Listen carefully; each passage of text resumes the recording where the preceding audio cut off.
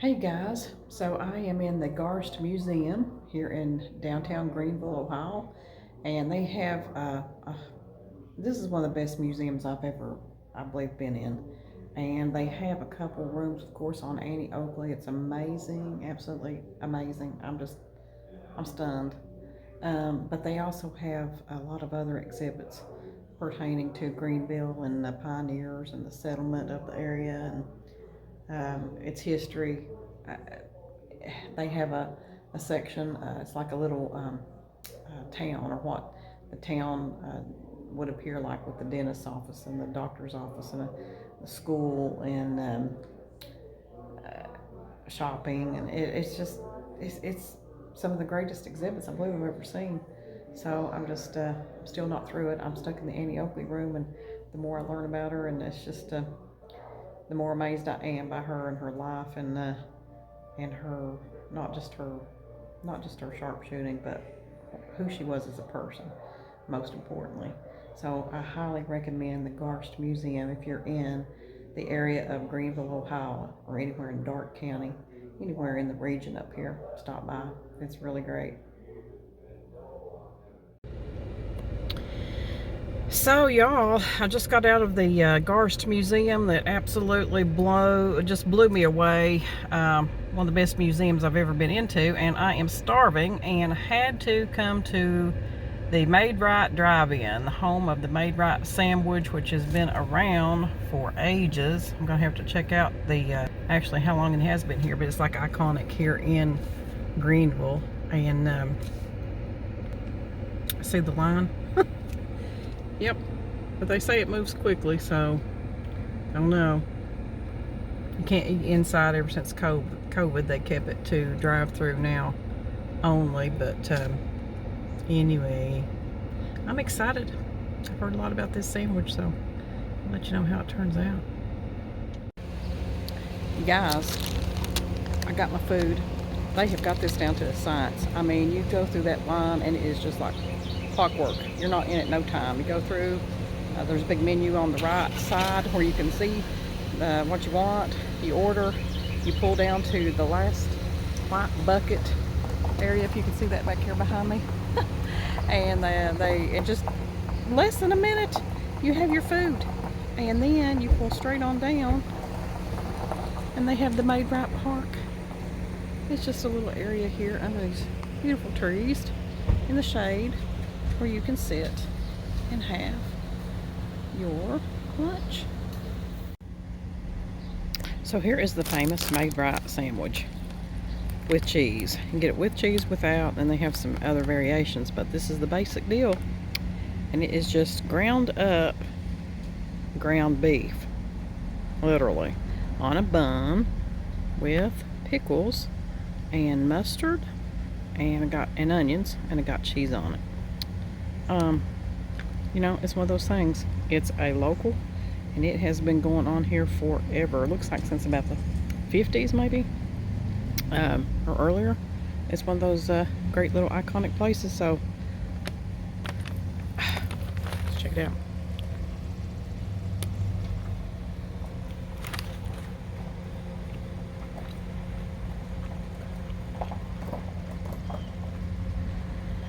It is really good. It's got a unique flavor. It's kind of, there's something about a little bit on the sweet side. I don't know if that's the bun or the meat.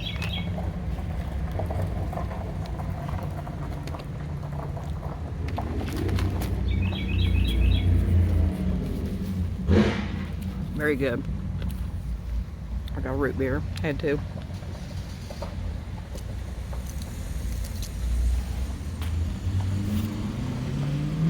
So, you can't get fries with that here. They have chips. I mean, sandwiches, chips, drinks, soft drinks. I think they do have beer too. They have beer. And you can get, I think you can get ice cream, I believe. Yeah, and shakes and that kind of thing. So, anyway, I have done good up here, you guys. I mean, I packed the cooler. I got food on the way. I ate my, stuck to my plan and everything, but I'm splurging on the Made Right.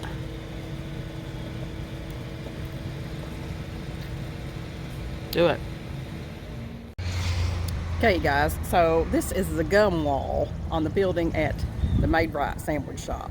I was just talking to the sweetest girl over here. She's working the drive-through. Her name is Kathy, and it's just amazing the people that you meet when you get out and talk to folks. She has been here for 27 years. She's a fairly young lady. Been here 27 years, and she says it's like family. She loves it. This 34, I was thinking maybe 50s, maybe 40s. This place has been here since 1934. Actually, this isn't their very first building, but it's like the third place that they moved it, or second, or something like that. Same family, only one family has owned it all through these years, since 1934, you guys. But anyway, you know, you've seen places that has the gum wall.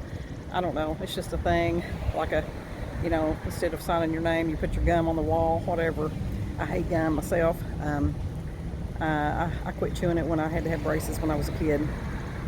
And so anyway, kind of gross to me, but it's iconic, just like the building, and people do it. So if you're a gum chewer and you're in Greenville, Ohio, come and get you a Made Right sandwich and stick your gum on the wall. Right? You've been there, right? All right, we'll check in later. The adventure continues, guys. So when I was researching the area around the festival, I always like to look up, you know, places to hike and walk and see nature and all that. So right now I'm at a place called Prairie Ridge, and this is on a little river here. Very nice place. Actually, when I left the Made Right sandwich shop, you just drive right down to it, and there's a nice parking area. So people come down here and walk, have their lunch.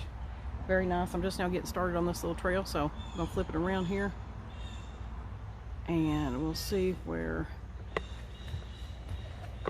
this goes.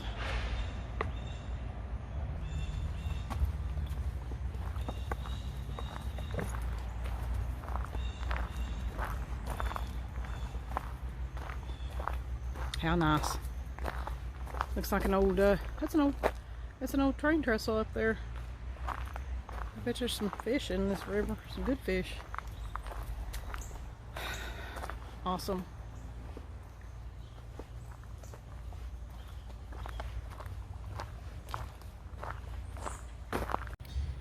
So I heard some noise.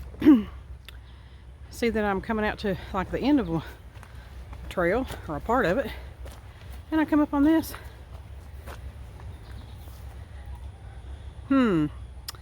I believe this is Shawnee Preserve, Shawnee Prairie Preserve. I believe this is what this is.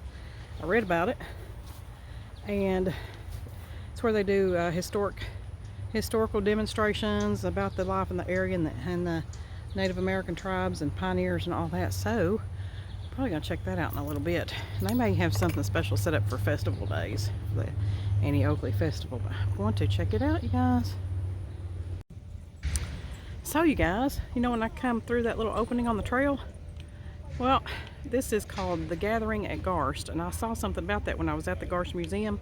So they have these living history encampments ever so often, and that's what's going on here. There's a section here for like early settlers times and Indian times and all that, and then over on the other section is more modern. So pretty cool. I'm going to check it out.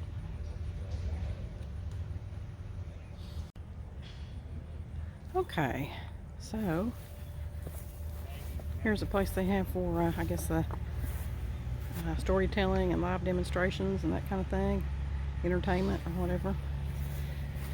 Really cool. They have all the real life stuff back in the day. I love this kind of stuff. I was at Perryville one time, which is one of the, well, it's the biggest Civil War battle in Kentucky, and they had a encampment, Confederate encampment there. It was pretty cool. So here's all the tents, you know, that people would have, I love these old canvas tents that people would have stayed in, you know, military, and well, that was a shelter back then if you were on the move. That was the beginning of tents, big canvas structures.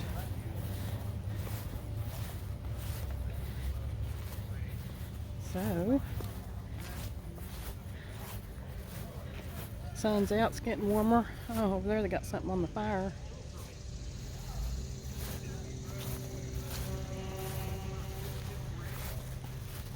Great place to come and observe. See people in their period costumes. I love that.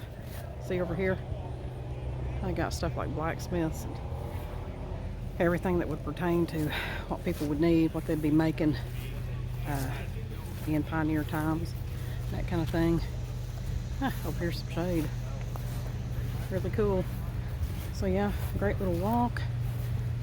History lesson, living history. And for me, it's a chance to walk off those made right sandwiches, y'all. I said sandwiches, plural. That's right, plural. They're small, come on. They were just small, and I haven't had bread in like weeks. So I felt I deserved it, and it was worth every bite. So, going to finish this out, get back on the trail up here. So it just came out, the Funky Monkey Flea Market, you guys. I did pretty good. They had carts, and I didn't get one. Victory for me. I did score a couple little items, and both of them I could use. And there was a time when I would hit these flea markets and all that old stuff that was in there, I'd have to bring half of it home. Done with that, getting rid of my antiques, downsizing, completely happy living the mobile life in my van. Check it out right there, it's a little bit messed up. But guys, I'm going to give y'all a full tour eventually on the mini micro camper, and it's doing great. I love this mode of travel. Anyway, Funky Monkey Flea Market in Greenville, Ohio, 615 Walnut Street. If you're in the area, check it out. It's not huge, but it's a really, really cute little flea market and lots of cool stuff in there. Alright, headed back to the campground in a little bit. I am tired. I've been on my feet. I've been on that in that Garst Museum. You're talking about a girl who can be in a museum for hours. And I was. I believe I was. And then I went from there to, well, after I got something to eat, I went over to the Prairie Ridge Trail. Little trail, walking trail and all that. And saw that living history exhibit in Canton. And I am tired. I mean, I am tired. My feet are killing me. So I think I'm going to head back to the campground, chill out, get me something cold to drink, and I am just going to relax until this evening, a bit later, and check out the activities. They're going to have another shoot, the Annie Oakley Memorial shoot at the festival site, and entertainment. So we're going to have some live music tonight. So check it out. All the vendors will be up there. All the ones that weren't out yesterday. So lots of fun still ahead. Stay tuned.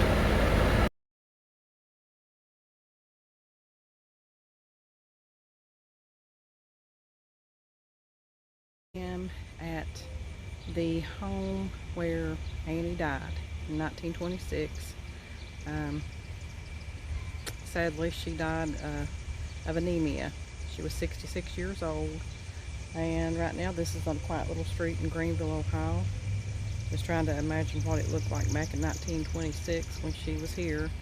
But you know, she knew she was dying, and in that museum we learned a lot about that. She wrote some letters to some folks, and she prepared herself for death, and she was ready. And she was a believer, and it talks about that in the museum there. You know, not that she wanted to go, but she was ready if it was God's will.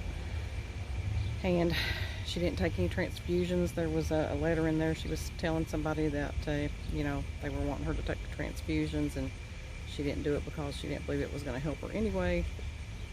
And it would require, I don't know, like 4 to 6 transfusions, I don't know, every month or ever so often. And she said that if it was God's will, then she would, you know, just go. And it was her time, so she passed away here. And there's a little, if you can see that little marker right there, that little rock by the steps, that's a little memorial plaque. I'm gonna turn the camera around here and go take a look at that and get a close-up of it.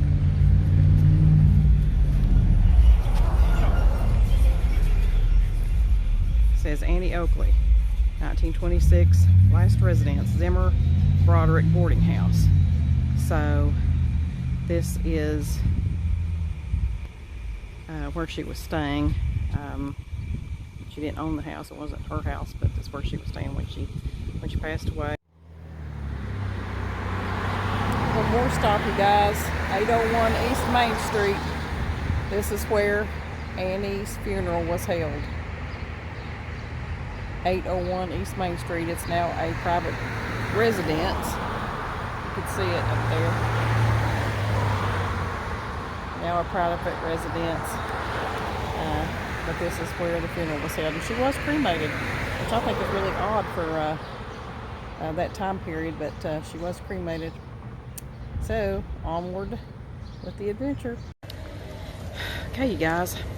I mean, this has been a packed day. I mean, packed. So, came back from all my exploring earlier, came back to the campsite, rested my feet, relaxed, and went back out again, actually.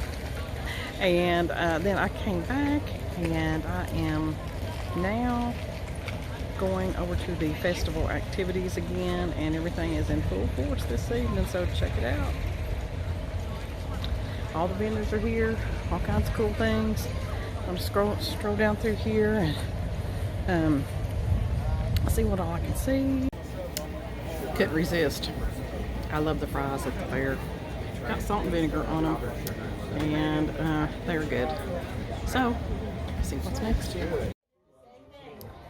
Hey guys, so now I am at the arena where the Mounted Cowboy Shootout is taking place. Check this out. This one. And I usually get up.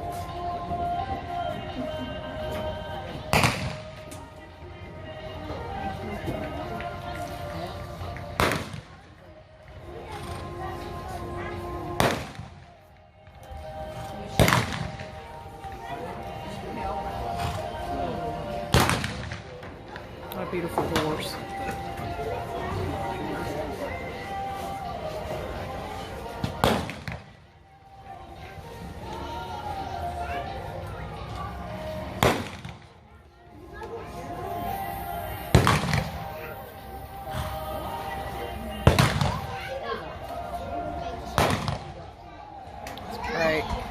Starting out work in the evening. There's another one getting ready to start. After 8 hours. Yep. I'm a manager at Hardee's. Yeah, you deal with the public. So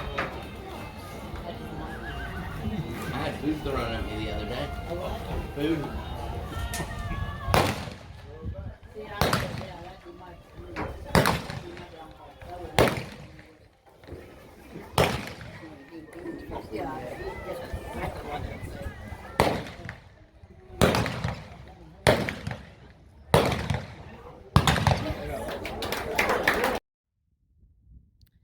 Hey you guys, so next day of exploring here on my Annie Oakley Festival / Greenville, Ohio trip centered around one of my heroes, and I'm on the last leg, and right now I am at Annie's birthplace.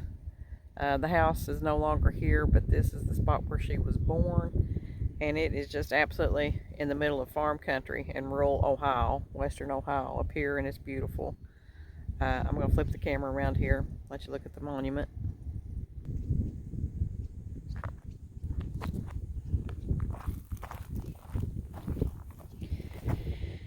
Annie Oakley birthplace.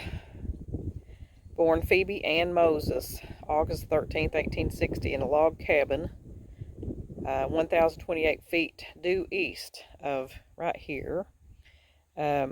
on land that had been in the Swallow family line for 127 years at the time this memorial was dedicated in July of 1981 by the Annie Oakley Committee. So, Swallow family owned this land. So it's a really nice little marker, and they've got some little fence around it, some beautiful flowers, and up there is a picture of her with a rifle. Look at that! What a what a sweet little monument.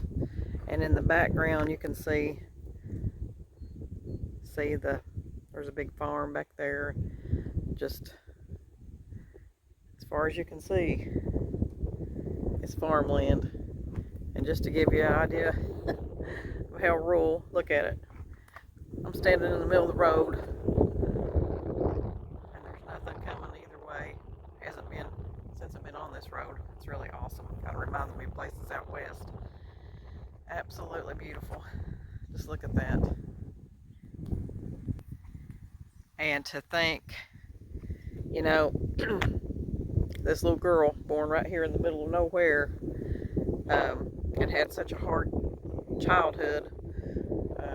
Her dad died when she was like 6, and there was, I think, 7 kids, and she had 2. Her mom was, I mean, they were pretty much destitute, and she was, oh, I forgot what age, but maybe 10 or something like that. She was sent to work in the farms, you know, so they could make money. And it was reported, I've read, that she, you know, didn't, one family was good to her, the other one wasn't. They were abusive, and she actually escaped from there and made her way back home here when she was a little bit older. And then not long after that, of course, she entered the shooting contest that would change her life, and she just went from there. It was all up from there. What an incredible life. So just so happy to be here and explore all this, and what an example, what a role model. If you guys listen to the first part of the video on this trip about Annie, and if you have a chance, I would highly encourage you to read and study her life. It's just what a truly great role model she was for not just young women, but everybody. So, beautiful day here, and this is actually Yorkshire, Ohio, and not far from Greenville. Well, you guys, I made it to the last stop on the Annie Oakley trip,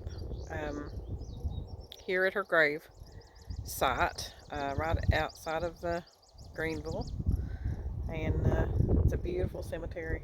It's a beautiful cemetery. You see this in the back, right here in the middle of farm country. It's very, very peaceful, very quiet. You know, she said that after all of her travels and everything that she had done, that she had like one last wish, is that when she closed her eyes in death, that they would bring her back here to the farmland of Ohio where she was raised, that she loved so well. She loved it here. You know, all through her travels, she came back here, her and her husband Frank, they come back here very often to visit family and friends, and so she had a deep love for her home place and family and friends here. So you know, like I said too, it not just her claim to fame as a sharpshooter and all that, and the Wild West show, but her attributes, her character. You know, she even, I know she melded down a lot of her medals and sold for like charity events, and you know, raised money for children and in need. And any time that there was, you know, people in need, she tried to help out. So using her platform lots of times to, you know, do shooting matches for charity after she actually retired from the Wild West show and all that. And then just on her own, you know, just out of the kindness of her heart. So somebody I would have really liked to have known, liked to have met. So it's really cool to, you know, center a trip around somebody you really admire, a hero or whatever, and just make that a little adventure. And it's been a fantastic adventure, and this weather has been glorious. Thank you, God. It's beautiful. And so I am headed back in toward closer to Greenville. I'm going to check out, I think they have a statue in town I haven't seen yet. They have a statue of her in town. I may try to find that. And then also, you guys, this is the area of Tecumseh, you know, the Chief Tecumseh Indian, the Indian tribe. And there is a place here called Tecumseh Point, I think. And I may try to get out and do some hiking in that area. It's supposed to be a nice little trail there, so check it out. But once again, Annie Oakley, 1926. She's at rest now. What a wonderful opportunity. Catch you guys later. Hey you guys, so I have just entered into the Tecumseh Point area. Love Indian history, you guys. I love Indian history. I mean, not only Wild West history and all that, but I'm a history buff in general, but I love the Indian stuff.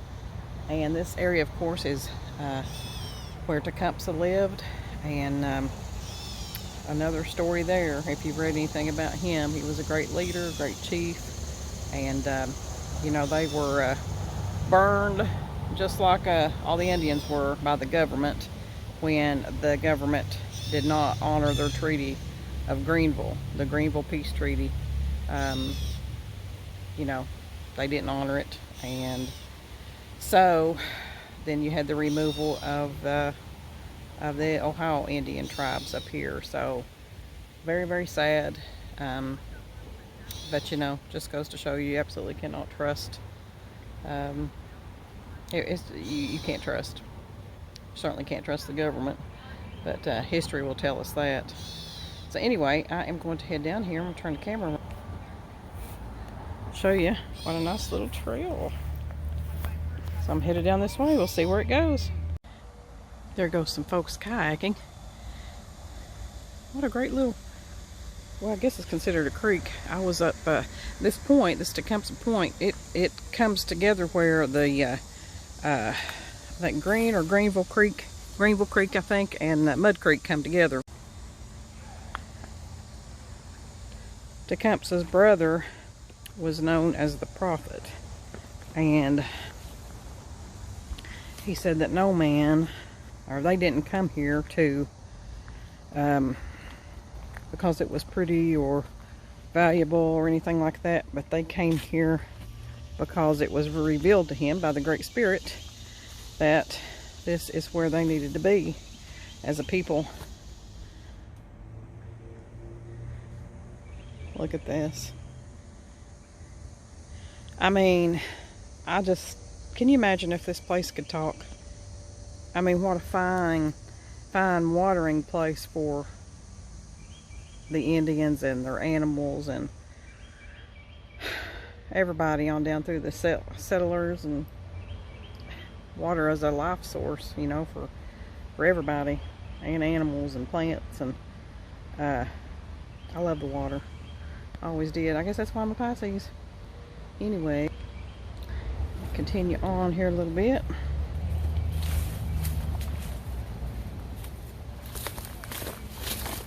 Need to cut back some of this,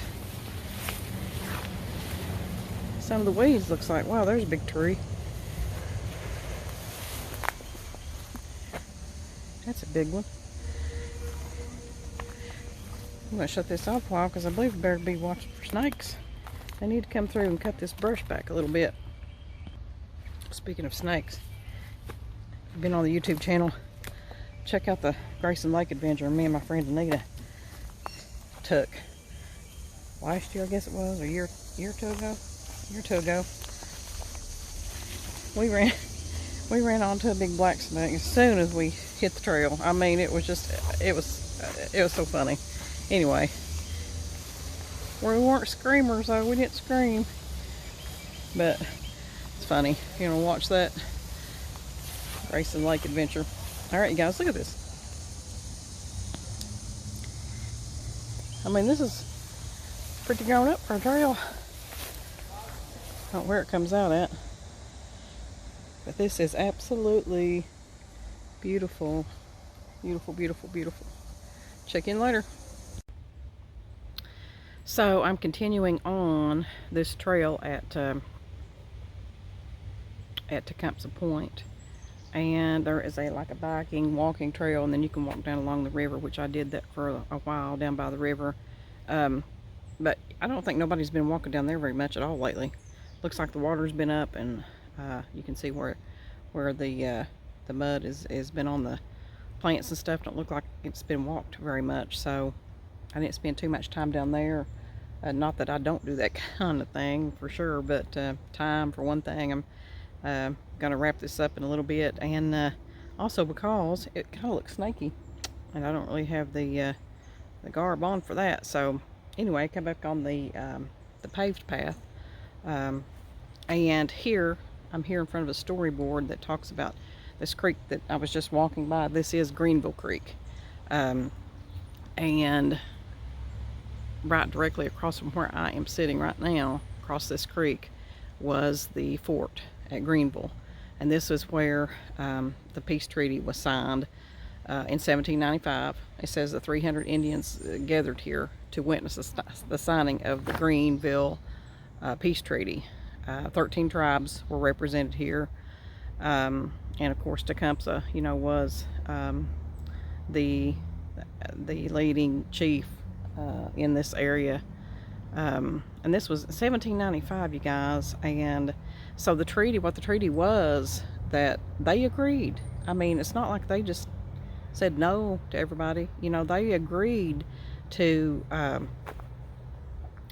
lands north of this area, lands north of Greenville, for the native tribes in exchange for opening up the rest of Ohio for settlers, for American settlement.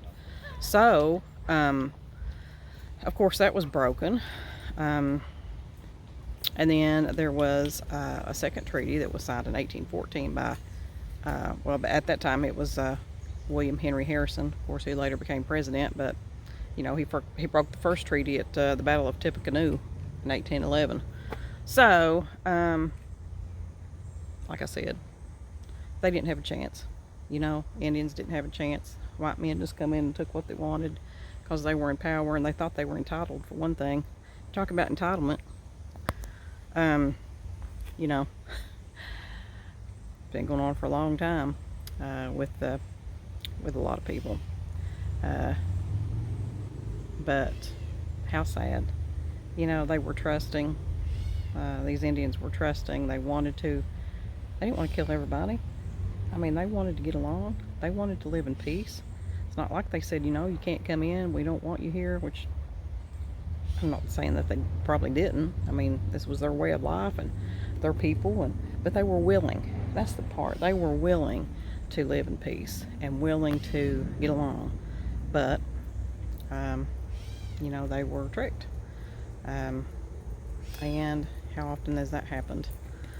So, very historical place here, and very nice place to come and visit if you are in the Darke County area in Greenville. So much history here. I love the Annie Oakley stuff and all that, but this stuff on Tecumseh and the treaty at Greenville, 3,000 Indians were here that come to witness this signing of this treaty. Can you imagine? I mean, it's just unbelievable. Anyway, I'm going to continue on and see what else I can find. Well, I'm just coming out of the Tecumseh Point area, and how beautiful. Look behind me here at this area. I mean, this is a beautiful place. 226 years ago was when this treaty was signed here. I mean, what history is here? I'm just thinking, Indians have been all over this place, and what's still in the ground? I guess it'd be frowned upon, but man, sure would love to get a metal detector out here. But man, I mean, I hope whatever is found, is preserved in a museum or something somewhere, and I'm sure that 90% of the time it is. But just to think what all happened here. And the fort I was just telling you about, that was directly across from Greenville Creek here. That was the north side of the fort. From 1794 or 5 to 1797, it was the largest it was where the U.S. Army was in command. It was their center of command under Anthony Wayne was the general. Yeah, he's the one who was in on, you know, getting the peace treaty together and then breaking it. You know, they had no intention of keeping it. I get really upset. I get really upset about that. I just can't stand. I just can't stand the thought that they were treated like that, and they were gypped, you know, out of the land that was theirs. It was theirs to begin with, you know. They were here first, and then white men come along and think they're entitled to it. Because why? Because they have power? Because they have money? Because they are white? Because they think they're somebody important? Because they think the Indian are substandard people, that they have no value? What made them think that? That's what I'd like to know. And not, you know, there was a few that weren't like that. I mean, you read accounts of some people who during that time were sympathetic to the Indians, but as a whole, you know, it's just like, go in and take it. We should have it. Why? Anyway, just something to think about, and something to remember that, one, you can't trust anybody, especially the government, and two, nobody is entitled to anything. We are all equal under the grace of God, and one person's not entitled to anything over the other. Anyway, so I'm almost on the last stop, you guys. I'm coming close to it. What a time I have had. But I am going to go to that statue I was telling you about Annie Oakley. I thought it was in Greenville City Park, but it's not. It's in Annie Oakley Park, which is not far from here. I'm going to go check that out, snap a few pics, then I guess I'll be headed out. So catch you in a few. Well, here I am, you guys. Annie Oakley Memorial Park in downtown Greenville. This is the last stop on my fantastic trip centered around Annie Oakley for the Annie Oakley Festival, and just visiting all of the sites that are associated with her, and visiting this town. And I'm telling you what, this has been fantastic. This has been a fantastic trip. What all you can do in just a couple of days, but oh my gosh, so much history here with the Tecumseh info, and the treaty at Greenville, and the Indian tribes, and the settlers and all that, and then all the Annie Oakley stuff, and then just the town of Greenville itself, you guys. Small town America right here. It is awesome. So I've had a fantastic time. I'm going to swing the camera around here, show you. So I'm like right in the heart of it all. Like I said, I'm in Annie Oakley Memorial Park, and this is, I'm actually on Martin Street, and you're looking at, straight away there is Broadway, right downtown Greenville, Ohio. And beautiful. They still got a lot of their beautiful old buildings with the awesome architecture, and there's just a lot to do here. So if you are in the area of Darke County or anywhere in western Ohio, you're coming through that region, be sure and stop by and visit Greenville, Ohio. Lots of great restaurants, shops. It's beautiful. They absolutely know what they've got here, and they know about preserving history, and how they honor their native daughter, you know, the great Annie Oakley. And for 66 years they've been having that festival, so that's great. It is absolutely great, and so glad I came. And this has just been wonderful, so I highly recommend it. Alright, you guys, I'll see you in the next video. Remember, don't wait to live. I'll see you down the road, and be sure and subscribe here to the YouTube channel. Subscribe over to the GalgonCamping.com blog, and follow along on Facebook and Instagram too. Never a dull moment here. See y'all down the road.